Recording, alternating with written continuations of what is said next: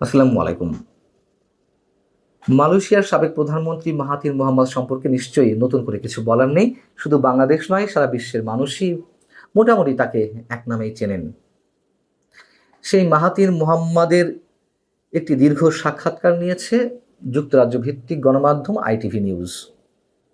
বিশ্বের বিভিন্ন যে চলমান ইস্যুগুলো, তার মধ্যে বাংলাদেশ প্রসঙ্গটিও বেশ গুরুত্বের সঙ্গে উঠে এসেছে। বাংলাদেশ সম্পর্কে তিনি দীর্ঘক্ষণ কথা বলেছেন নানান প্রশ্নের উত্তরে। বিশেষ করে গত এক বছরে বাংলাদেশে যে রাজনৈতিকভাবে নাটকীয় পরিবর্তন চলছে সে বিষয়ে তিনি কথা বলেছেন। রোহিঙ্গা ইস্যুতে এবং আসিয়ানের সদস্য হওয়ার জন্য বাংলাদেশ যে চেষ্টা করছে সে বিষয়ে তিনি কথা বলেছেন। তবে রাজনৈতিক বিষয়ে কথা বলতে গিয়ে তিনি যে বক্তব্য দিয়েছেন, যে উত্তর দিয়েছেন, তার মধ্যে মোটামুটি দুটি বিষয় গুরুত্বের সঙ্গে আমাদের সামনে উপস্থিত হতে পারে। একটি হচ্ছে আমাদের প্রধান উপদেষ্টা ডক্টর মোহাম্মদ ইউনূস সম্পর্কে তিনি যে মন্তব্য করেছেন, তার মধ্য দিয়ে তার ডক্টর মোহাম্মদ ইউনূসের যোগ্যতা কিংবা সীমাবদ্ধতার বিষয়েও মোটামুটি তার ধারণা স্পষ্ট হতে পারে। আরেকটি হচ্ছে সাবেক প্রধানমন্ত্রী শেখ হাসিনা বা আওয়ামী লীগ সম্পর্কে প্রশ্ন করার ক্ষেত্রে তিনি বেশ দার্শনিক স্টাইলে উত্তর দিয়েছেন। কেন সরাসরি মন্তব্য করলেন না, সেই বিষয়ে আমরা নিজেদের মধ্যে উত্তর পেতে পারি যদি তার বক্তব্যটি হুবহু তার আপনাদের সামনে উপস্থাপন করা যায়। ডক্টর মোহাম্মদ ইউনূস সম্পর্কে মন্তব্য করতে গিয়ে তিনি বলছেন, তিনি নিঃসন্দেহে একজন ভালো মানুষ, বড় মাপের মানুষ। তিনি নোবেল পুরস্কার পাওয়ার যোগ্য, তার কারণ তিনি দীর্ঘদিন দরিদ্র মানুষের জন্য কাজ করেছেন। এটি তার দেখার জায়গা থেকে তিনি বলেছেন। কিন্তু তিনি বলছেন ডক্টর মোহাম্মদ ইউনূস কিন্তু পলিটিশিয়ান নন, এ বিষয়ে তার কোনো চর্চাও নেই। এবং এই কথা বলার পরপরই তিনি বলছেন বাংলাদেশ এই মুহূর্তে ক্রান্তিকাল অতিক্রম করছে। মালয়েশিয়া বসে একজন সাবেক প্রধানমন্ত্রী, একজন বর্ষিয়ান রাজনীতিবিদ যখন এই মন্তব্য করেন, তখন এদেশ সম্পর্কে তার জানা শোনা বা খোঁজখবর রাখার বিষয়টি নিয়ে আর কোনো প্রশ্ন থাকতে পারে না। তিনি উদ্বেগ প্রকাশ করেছেন বাংলাদেশের চলমান পরিস্থিতি নিয়ে এবং তিনি বলছেন হাসিনাকে উৎখাত করার ব্যাপারে জনগণ ঐক্যবদ্ধ ছিল, কিন্তু তারা কি ধরনের সরকার গঠন করতে চলেছে তা নিয়ে তারা ঐক্যবদ্ধ নয়। আমরা সাম্প্রতিক সময়ে যা কিছু নিয়ে আলোচনা করছি তার এই ছোট্ট মন্তব্যের মধ্য দিয়ে একেবারে পরিষ্কার।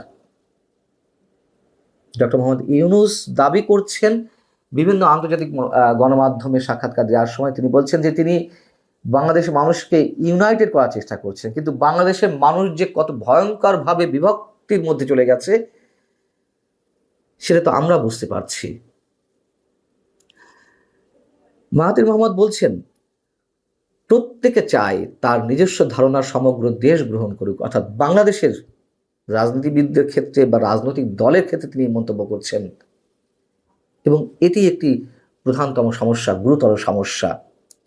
যারা ঐক্যবদ্ধ ছিল তাদের মধ্যে এখন দ্বন্দ্ব রয়েছে এবং এই দ্বন্দ্ব, এই মতানৈক্য যে বাংলাদেশকে গভীর সংকট থেকে আরও সংকটময় মুহূর্তে নিয়ে যাচ্ছে, সংকটময় পর্যায়ে নিয়ে যাচ্ছে, সেই বিষয়ে তিনি তুলে ধরার চেষ্টা করেছেন। এর চেয়ে তার খোলাসা করে বলার কিছু নেই। তার কাছে প্রশ্ন ছিল আওয়ামী লীগ সম্পর্কে এবং শেখ হাসিনা সম্পর্কে। প্রশ্ন ছিল এরকম যে আগামী বছর বাংলাদেশ যখন নতুন নির্বাচনের দিকে এগিয়ে যাচ্ছে তখন আওয়ামী লীগের ভবিষ্যৎ ভূমিকা নিয়ে বিতর্ক রয়েছে। এক দশকেরও বেশি সময় ধরে বাংলাদেশের রাজনীতিতে আধিপত্য বিস্তারকারী দলটিকে কি নির্বাচনে অংশগ্রহণের অনুমতি দেওয়া উচিত? এই প্রশ্নের সরাসরি কোনো উত্তর তিনি দেননি। হতে পারে একজন বর্ষিয়ান রাজনীতিবিদ আর এক দেশ সম্পর্কে কূটনৈতিক সুলভভাবে তিনি উত্তরটি দিয়েছেন, তিনি অশোভনীয় কোনো মন্তব্য করতে চাননি, অথবা তিনি বর্তমান সরকারের বিরুদ্ধে স্ট্রেট কিছু বলতে চাননি।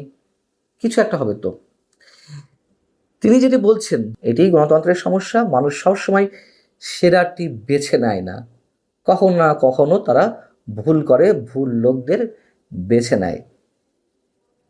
এবং খানিকটা থেমে তিনি বলছেন কিন্তু বাংলাদেশের মানুষ যদি সাবধানে চিন্তা করে এবং তাদের পছন্দ করে, কাদের পছন্দ করে আমরা কি ধরে নেব যে তিনি আওয়ামী লীগের কথা বলছেন? ঠিক জানি না। তিনি বলছেন যে বাংলাদেশের মানুষ যদি সাবধানে চিন্তা করে এবং তাদের পছন্দ করে তাহলে আমার মনে হয় তারা একটি ভালো সরকার বেছে নিতে পারবে। কেন তিনি থেমে গেলেন, কেন তিনি স্পষ্ট জবাব দিলেন না, তিনি আসলে কি বোঝাতে চাইলেন? দর্শক, এই জায়গাটিতে সম্পর্কে বা এই জায়গাটি নিয়ে নিশ্চয়ই আমাদের প্রত্যেকের নিজেদের মতো করে ব্যাখ্যা করার সুযোগ রয়েছে। আমার মন্তব্য না করাই ভালো নিঃসন্দেহে। কিছুদিন আগে আমাদের প্রধান উপদেষ্টা জাপান গিয়েছিলেন নিক্কেই ফোরামের একটা প্রোগ্রামে অংশ নিতে। সেখানে মাহাথির মোহাম্মদের সঙ্গে দেখা হয়েছিল আমাদের প্রধান উপদেষ্টার। যিনি সাক্ষাৎকারটি নিচ্ছিলেন ITV নিউজের পক্ষ থেকে, তখন তিনি বলছেন যে বাংলাদেশ সম্পর্কে তো আপনি অনেক কিছু জানেন, তো ডক্টর মোহাম্মদ ইউনূসের সঙ্গে যখন দেখা হলো তখন কি আপনি কোনো পরামর্শ দিয়েছেন? তিনি উত্তরে বলছেন যে আমি তার কথা শুনেছি। অর্থাৎ নিশ্চয়ই ডক্টর মোহাম্মদ ইউনূস অনেক কথা বলছিলেন তাকে নিজ জায়গা থেকে, এবং তার সমস্যা রয়েছে এটিও তিনি জানেন, কিন্তু আমি তাকে কোনো ধরনের পরামর্শ দিতে যাইনি বা আমার পরামর্শ দেওয়াটা ঠিকও নয়। এবং আমি নিজেকে তেমনটা মনে করি না যে বাংলাদেশের শাসন ব্যবস্থা কোন দিকে নিয়ে যাওয়া উচিত। এই মন্তব্য করা তার জন্য খুবই যুক্তিসঙ্গত, এবং তিনি বলছেন যে আমি এর যোগ্য নয়। একজন উদার মানুষ নিশ্চয়ই এ ধরনের মন্তব্যই করেন। বিষয় হচ্ছে যে ডক্টর মোহাম্মদ ইউনূসের কাছ থেকে মাহাথির মোহাম্মদ সবকিছু শুনেছেন, কিন্তু নিজের থেকে জিজ্ঞাসা করেননি। তিনি তো বলতেন যে আমি প্রশ্ন করেছিলাম, প্রশ্নের উত্তর তিনি এই বলেছেন, এবং ডক্টর মোহাম্মদ ইউনূস যেখানেই যান সেখানেই তো তিনি নিজের মতো করে বলছেন বাংলাদেশের সমস্যা সম্পর্কে, কিভাবে আন্দোলন গড়ে উঠেছিল শেখ হাসিনার বিরুদ্ধে, কিভাবে তার পতন ঘটেছে, কিভাবে তিনি পালিয়েছেন, কিভাবে এখনকার সময়গুলো চলছে, কিভাবে সংস্কার কার্যক্রম চলছে। এবং গত কয়েকদিন আগে যখন তিনি ব্রিটেনে গেলেন, ইংল্যান্ডে গেলেন, সেখানে তিনি রাজা চার্লসের সঙ্গে দেখা করেছেন। রাজা চার্লসের কাছেও তিনি বাংলাদেশের সংস্কার ইস্যুতে কথা বলেছেন। এটি প্রধান উপদেষ্টা প্রেস উইং থেকে জানানো হয়েছে। আমরা তো এটুকু জানি, ব্রিটেনের রাজা ঐতিহ্যগতভাবে তার যে সম্মান রয়েছে সে দেশে সারা বিশ্বের মানুষ সম্মান করে, কিন্তু অন্য কোনো দেশের রাজনীতি নিয়ে কখনো নাক গলান না, কোনো মন্তব্য করেন না। এবং সেই জায়গা থেকে তার কাছে কোনো রাষ্ট্রের সরকার প্রধান বা রাষ্ট্রপ্রধান গিয়ে নিজ দেশের সমস্যা তুলে ধরাটা কতটা যুক্তিযুক্ত সেই প্রশ্নটি অবশ্যই মধ্যে উঠেছে। আমাদের প্রধান উপদেষ্টা বলেছেন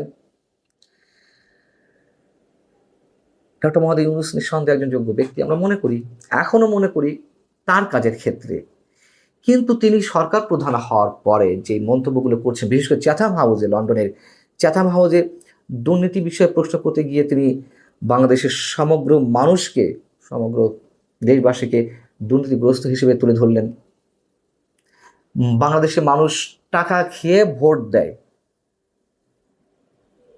মানে তিনি খুব সরলীকরণ করে ফেললেন সবকিছু। এগুলো বাংলাদেশের ভাবমূর্তিটা কোথায় নিয়ে দাঁড় করায়? ভালো থাকুন সবাই। আল্লাহ হাফেজ।